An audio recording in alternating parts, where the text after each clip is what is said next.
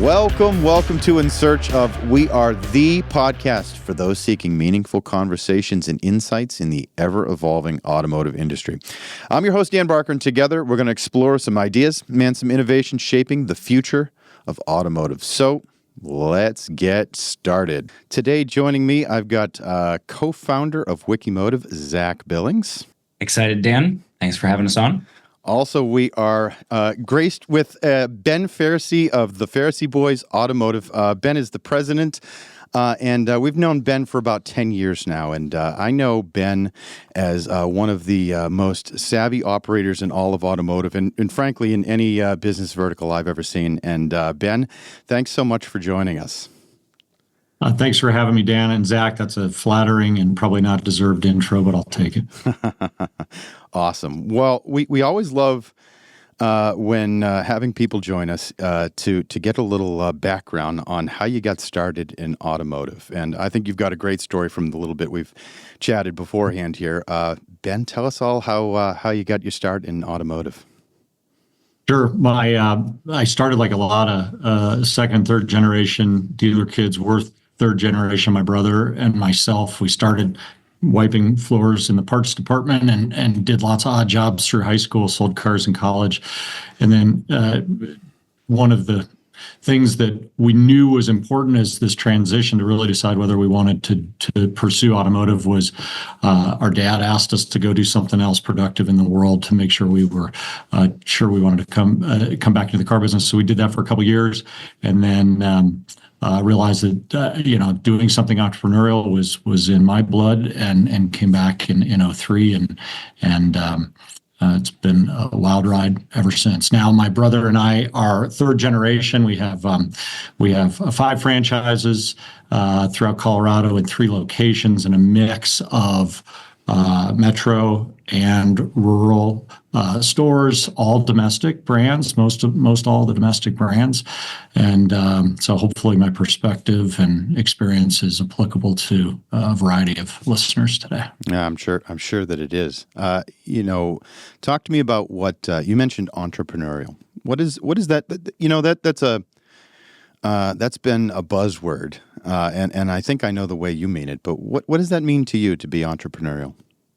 Great question. I think being able to control your own destiny and try to take some calculated risks, and have the benefit of success and the experience the humility of failure along the way, and hopefully bring people to your team that want to buy into your vision and create collective success.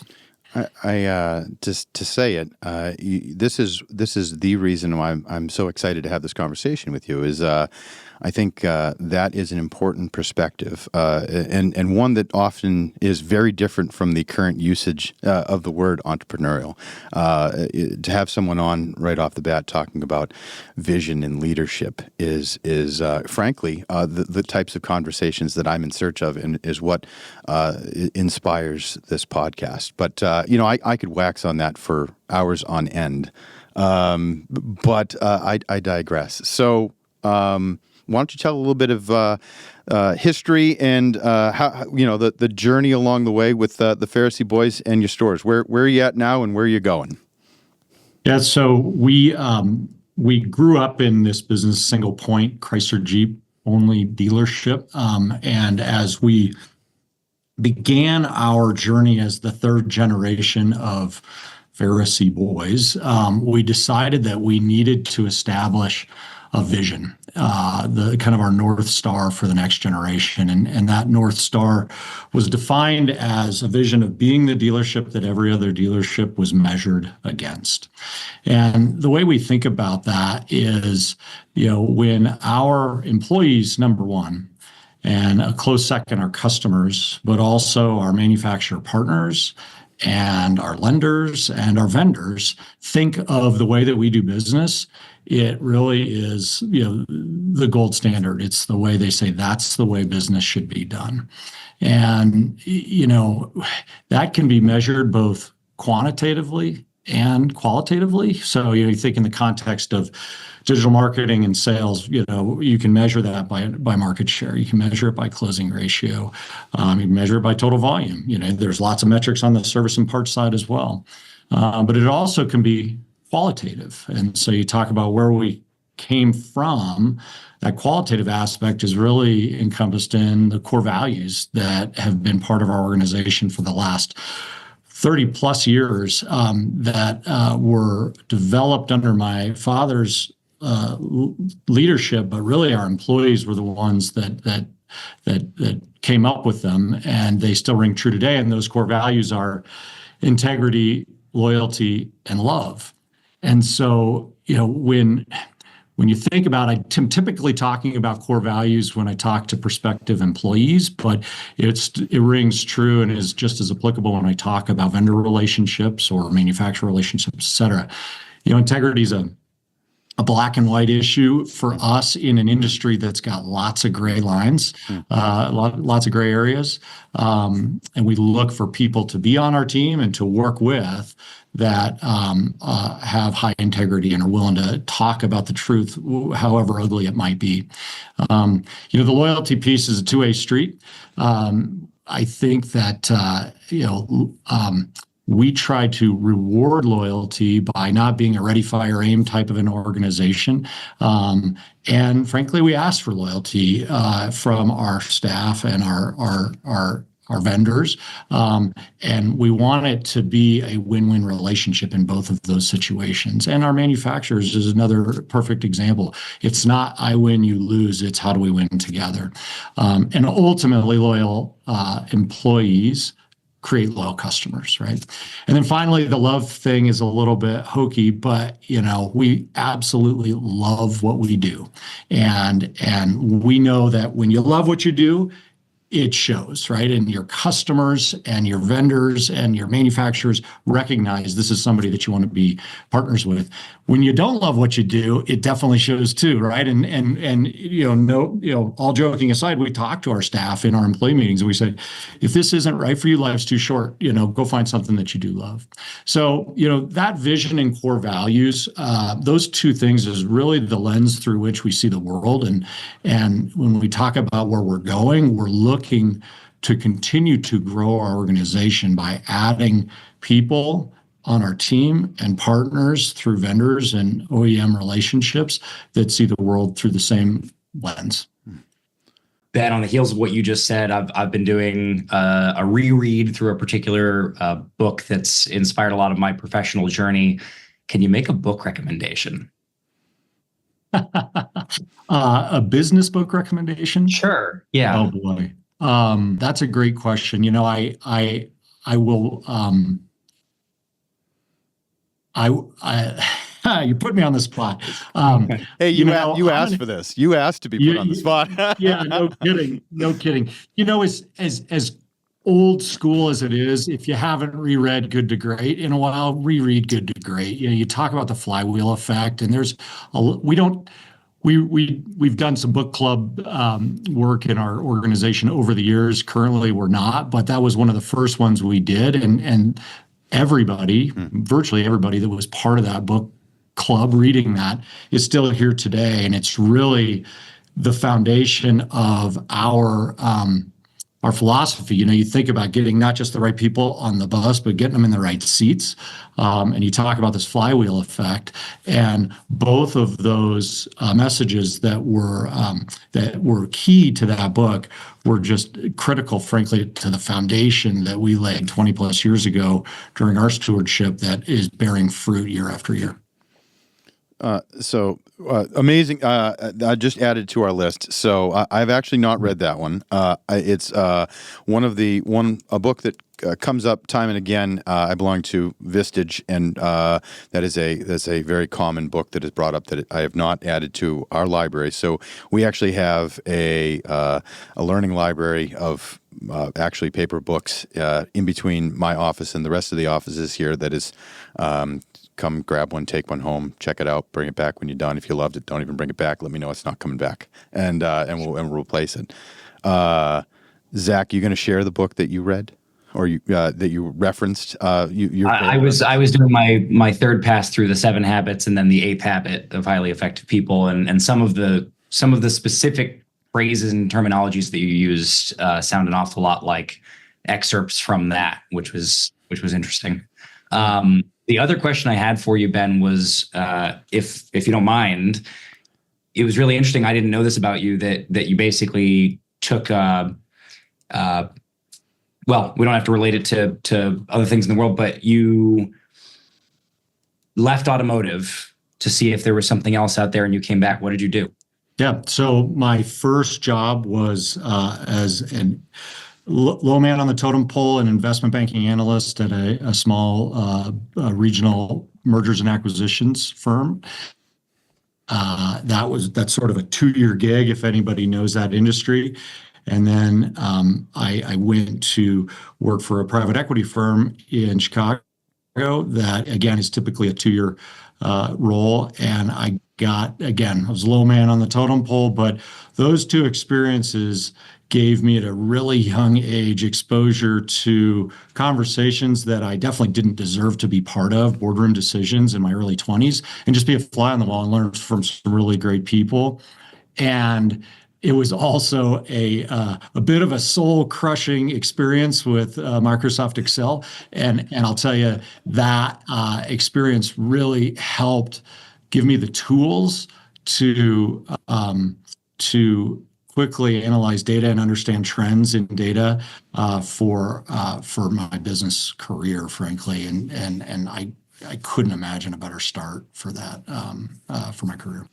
You kind of answered what I would ask in follow up to that would be how did that influence and how does that continue to influence your role as president of the Faricy Boys Automotive? Yeah, so understanding the value of making decisions based on data, not gut, for sure. Certainly, the value of taking calculated risks and the pros and cons of an investment decision, and really those things they were just so formative for me, and I'm so grateful for the opportunity to have done that and brought an outside perspective into our family's business that I think was unique. And so it was good. It was good advice, and frankly, a requirement from our dad that we go do something different. So, but I did, part of the reason I decided to make the shift was I saw the people that I was working for, and they were still working for somebody else, and they were wildly successful. But I just realized I wanted to do something on my own. Ultimately, having the opportunity to own my own business, that really was the tipping point to that entrepreneurship question that you asked early on. Yeah, that's. I think ultimately you're backing up. You're validating my introduction for you. And I think I'd love to unpack some of the rural versus metro insights and some of the, there's some details here in terms of, Ben, we just talked about calculated risk and database decision making. I think that drives a lot of some of my sub questions more down the marketing rabbit hole. Yeah. But do we want to hit anything else before we go down that rabbit hole, Dan? I think for me, a logical progression that is so that's a lot of where you came from and the makeup of who you guys are and who you are and who the Faricy Boys Automotive is today. Ben, where are you going? That's a good question. Over the last about 2 years ago, my brother and I asked ourselves a question of whether, what we wanted to be when we grew up. And we were wondering whether this was it with 3 stores and 5 franchises, or if we had more fire in our belly. And I think we both agreed that it was the latter.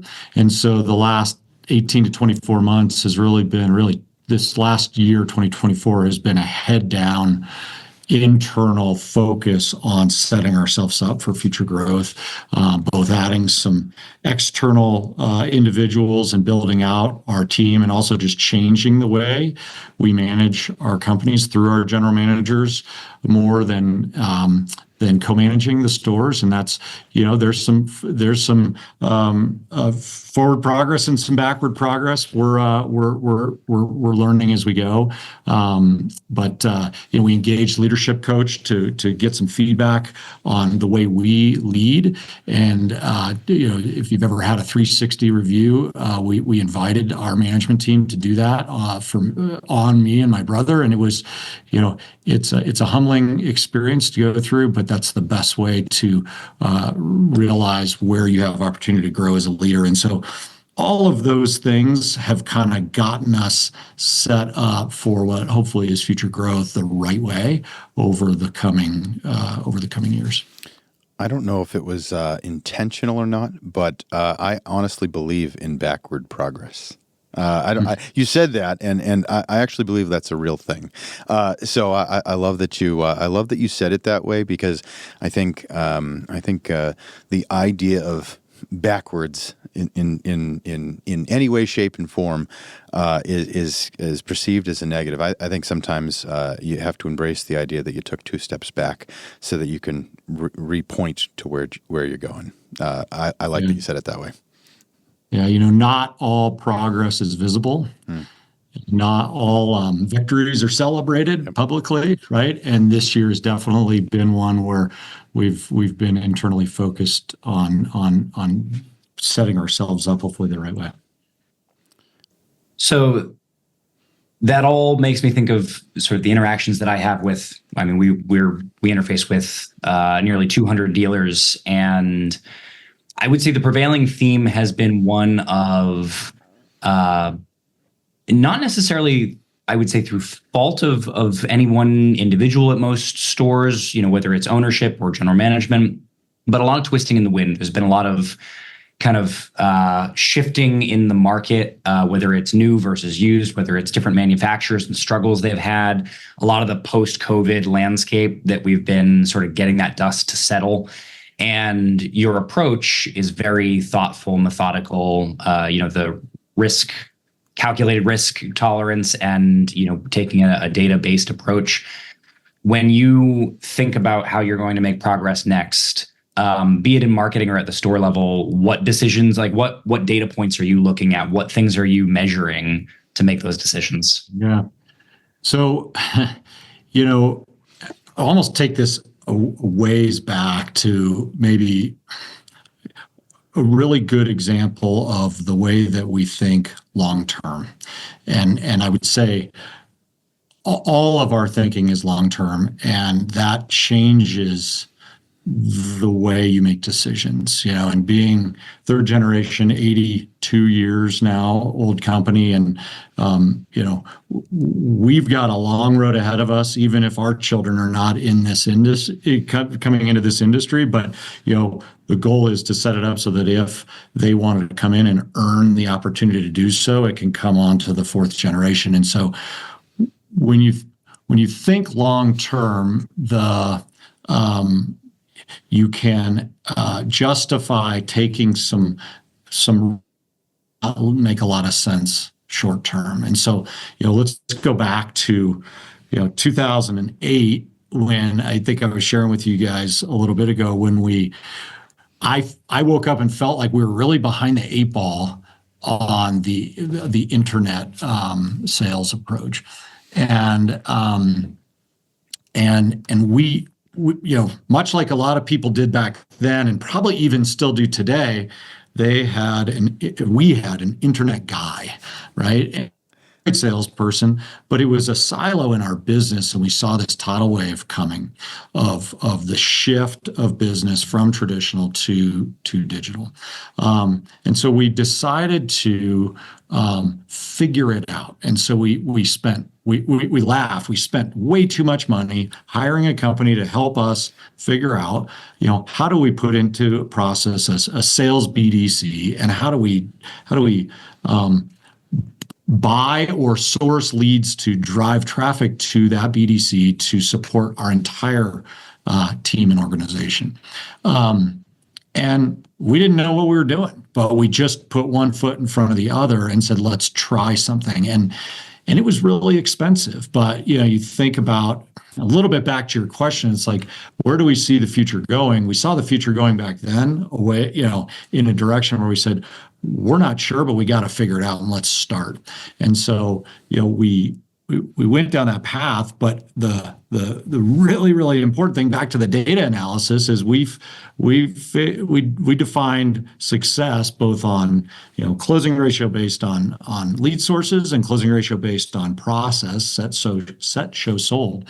And those metrics have been in place since we started that back in 2008, the same metrics. So we now have whatever that is, 15 years worth of data that we can look at month over month over month over month trends. And it gives us confidence then as we look forward to whatever's on the horizon to say, okay, are we missing opportunity, or are we maximizing opportunity based on what we see in the marketplace when you overlay that closing ratio information with the market share that we're achieving for our manufacturer partners, which is job one for us. So that's a big kind of table setting of how we think about the future, because we say, okay, this year it's been an off year volume wise, particularly as a Stellantis dealer being our largest volume. It's a fact. But there's candidly, I think, room for optimism when we look at the data and we see some of the decisions that have been made just over the last few months, and we start to see business, lead volume picking back up, and it contextually, we have 15 years worth of data go. We see growth in the future, and so that may have been a long-winded answer, but that's how we think about thoughtfully taking risk because we get the data to support it long term. Yeah, and having that long-term pool of data allows you evidently to have kind of calm when things are stormy, or at least know that there's a calm coming on the other side of the storm. As you said, if you have the ability to essentially predict, you've been through enough different market conditions over time that you can say, I know what's going to happen within a margin of error in 2025, so we can make decisions accordingly. How has this varied from your first store, the Faricy Boys Chrysler Jeep in Colorado Springs, a more metro store, to your more rural stores? What's the calculus been that makes things different between these? Yeah, that's a great question, because when we bought our first rural store, we tried to do everything the same, and surprise, surprise, not everything applies, but And candidly, initially, this was back in 2017, we got pushback, say, hey, this market's different. Our customers are different. The reality is they're less different than you think. And customers, have access to all this data, whether you're sitting in a 5,000 person town or a 1 million person city, right? And they know whether or not you're treating them fairly on an advertised price or sitting in the showroom looking at final figures. And so we found that transparency is not a geographical desire, right? Everybody wants transparency. And so we found that when we lead with transparency, regardless of market, good things happen. And so, I think there's maybe a little bit more loyalty in the rural stores than a metro store.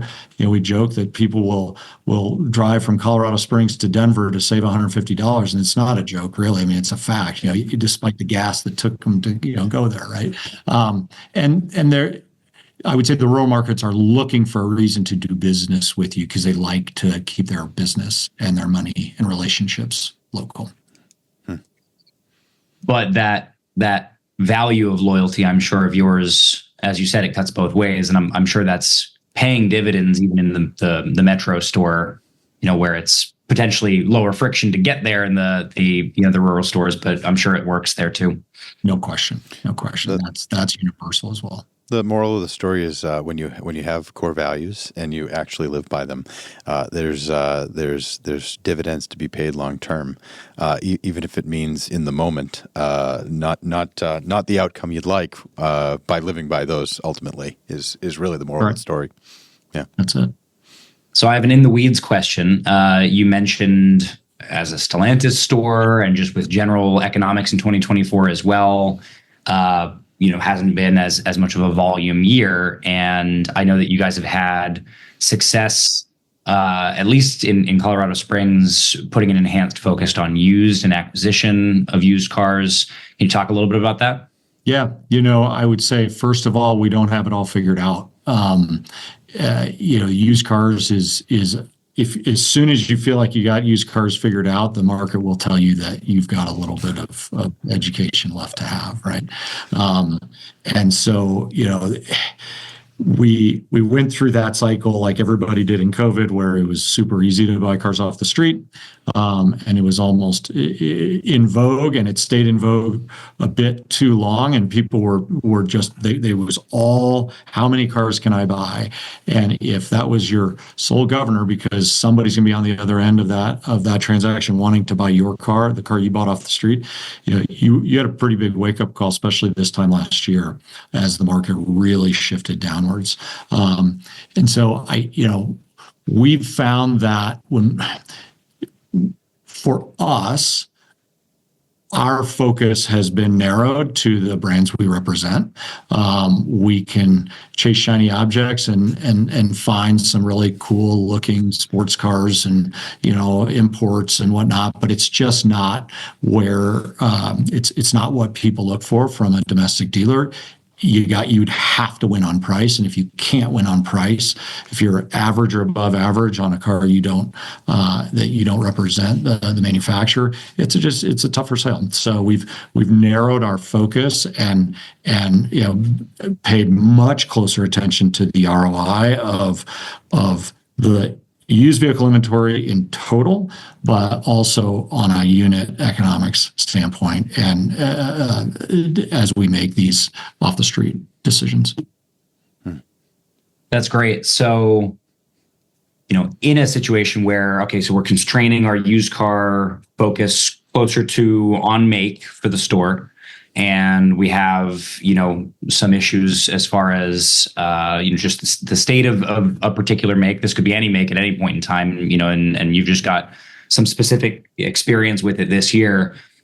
How do you think about marketing mix, marketing plan? Like what do you do in terms of decision making? Because you've got a constrained, maybe pool of interest. You've got problems aligning price with expectations for the consumer and being able to make payments that work for them. How do you think about how you're going to approach marketing, either short-term or long-term, to be able to combat that and make it felt less by the store? Yeah, so it's a great question. Number one, the more of our ad budget that we can direct towards digital marketing that produces a tangible lead, the better, because it allows us to not guess but know the ROI of that advertising investment. However, there is still a place for traditional media and awareness, and there's a real place for the long-term investment that we've made in SEO, right? As one of the things that, we talk about thinking long-term, right? As you produce model-specific content for current model year, that pays dividends in that current model year, but 3 years later, it's really got relevance with the search engines, and there's a lot more people searching for 3 and 4 year old F-150s and Grand Cherokees and Silverados than there were brand new ones. And so it pays twice the dividend, but you got to be willing to think long term on that spend, because it's, to do it right, it's not cheap. And so, I think it's trying to be as consistent as possible. We're not perfect at that, but I hope we're better than most. I think when things go wrong, it's typically because of a distraction. And when you try too many new things at once, you don't really know what drove the results that you got for the month. Yep, you got to limit your variables for sure. I think there's an underlying theme with a lot of this is thinking beyond the 30-day life cycle. That's so it's so easy, and in some cases necessarily a part of life as a car dealer. But it seems like there's a struggle to extract oneself out of a 30-day, 31-day, 28-day, whatever mindset at a car dealer, and that seems paramount to being able to step back and form strategies like this. Would you agree? Yeah, no question. I mean, I think, you have to be, you have to be willing to be viewed as like making the wrong decision in the short term, for long term. You got to be willing to, kind of even be made fun of for not chasing the shiny object while you just do things, repetitively over and over.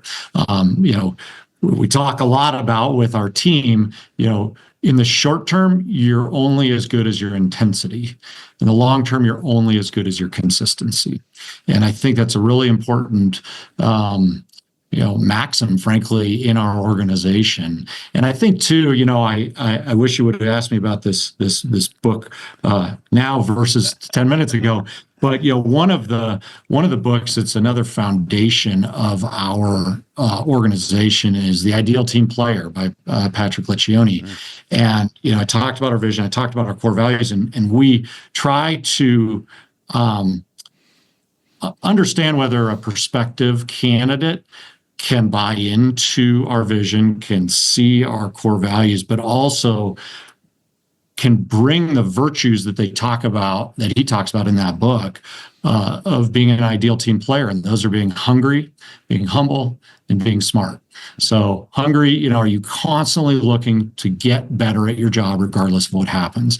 Humble, are you willing to give credit to others before you give credit to yourself and realize even if you had a great month, we got more work to do? And the smart is not book smart, but it's people smart. Can you talk to people in a way that meets them at their level? Right.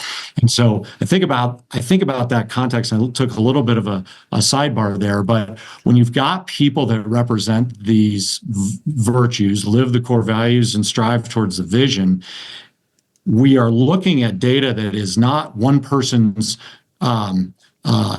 trophy or one person's fault, but it's our team's. It's the result of our team's efforts.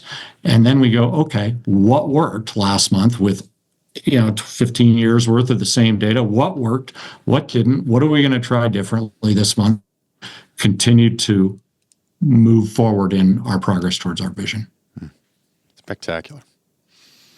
Zach, I'll just keep going in this direction if you don't. If you don't pull me back.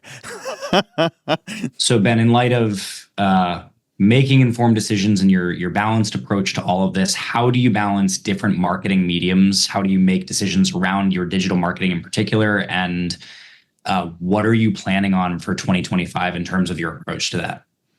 So first and foremost, we are taking a much more analytical approach to vendor accountability, and trying to apply what we think we have a pretty good understanding of the root opportunity and cause of the various vendors that we have or that might be out there. But we know we aren't the experts, and we're adding some resources to get our arms more around that. I think one of the big challenges that we've faced over the that's really revealed itself in the last 12 to 18 months, and it's a collective problem for dealers and manufacturers, is this certified vendor relationship that exists with the manufacturers. Because we did business with several of our current vendors before they were on the radar of the manufacturer, and those were the best times to work with those vendors because they were entrepreneurial and they were excited, and there was this passion for this love of the industry. When I understand why the manufacturers have to have these certified vendors, because you've got to get the whole group up, and it's a real challenge, a group of dealers up and engaging in digital marketing in some capacity.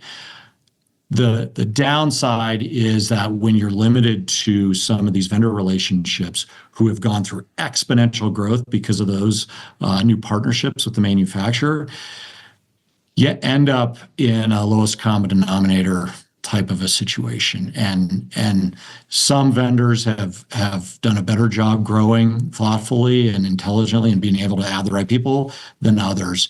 There are lots of new and up and coming website providers, search engine marketing providers, advertising companies that just aren't certified. And we'd love to experiment with some of them, but it's hard when the manufacturer says, no, these are the few people you're allowed to work with.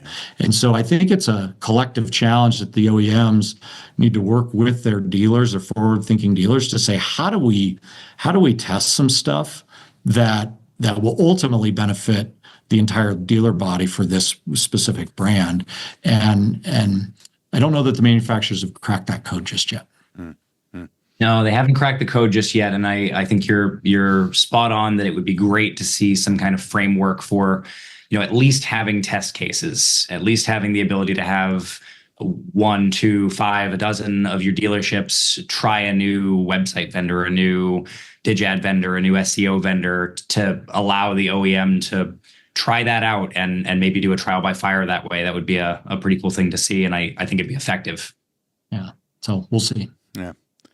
Well, Ben, a lot of this conversation is really revolved around relationships and people and relationships. And so tell us about the types of people or the types of conversation you're looking to have as you get into a new year here.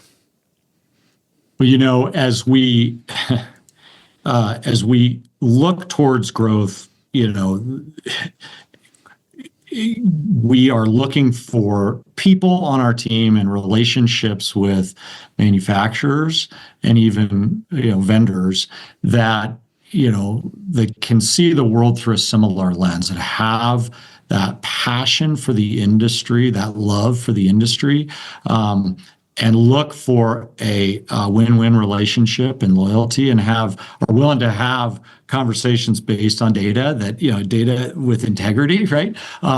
That we can help us collectively win together. And so, hopefully this podcast allows the opportunity to meet a few folks that see the world through our lens, and really appreciate the conversation.